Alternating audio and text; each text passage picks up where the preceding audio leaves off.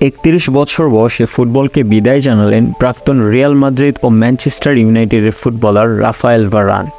আগে আন্তর্জাতিক ফুটবল থেকে অবসর নিয়েছিলেন, এবার ক্লাব ফুটবলকেও বিদায় জানালেন। একদা রোনালদোর সঙ্গে রিয়াল মাদ্রিদে খেলেছেন তিনি, পরবর্তীতে ম্যানচেস্টার ইউনাইটেডের হয়েও খেলেছেন।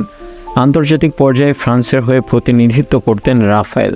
2018 সালের বিশ্বকাপ জয়ী দলের সদস্যও ছিলেন তিনি।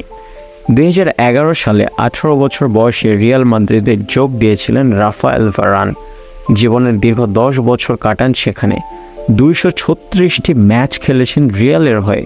এরপর 2021 সালে যোগ দেন ম্যানচেস্টার ইউনাইটেডে।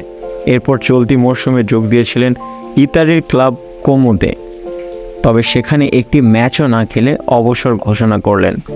এদিন নিজের ইনস্টাগ্রামে রাফায়েল ভারান লেখেন, সব ভালো জিনিসের শেষ আছে। আমি আমার ফুটবল জীবনে অনেক ধরনের চ্যালেঞ্জ গ্রহণ করেছি, অনেক বাধা অতিক্রম করেছি, অনেক স্মৃতি এবং আবেগ জড়িয়ে রয়েছে। সেগুলি জীবনের শেষ দিন পর্যন্ত আমার সঙ্গে থাকবে। আমি অত্যন্ত গর্বের সঙ্গে খেলার থেকে অবসর গ্রহণ করছি।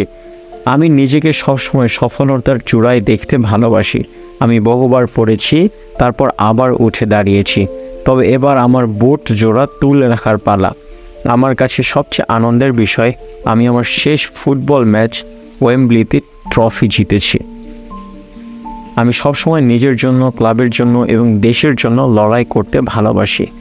লেন্স থেকে মাদ্রিদ হোক কিংবা ম্যানচেস্টার বা জাতীয় দল, আমি যেখানেই খেলেছি নিজের সেরাটা দেওয়ার চেষ্টা করেছি। কিন্তু একজন ক্রীড়াবিদ হিসেবে আমরা কখনো সন্তুষ্ট হই না, কখনো সাফল্যকে স্বীকার করি না। এটাই আমাদের স্বভাব, এটাই আমাদের খেলার রসদ।